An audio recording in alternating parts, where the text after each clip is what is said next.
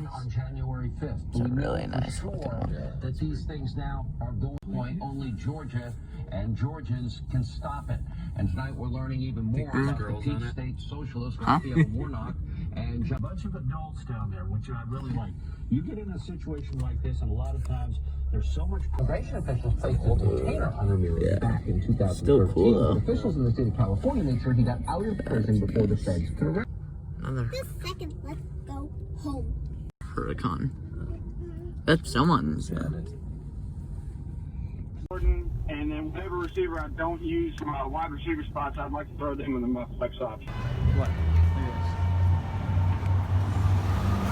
488 Spider or something. It's nice.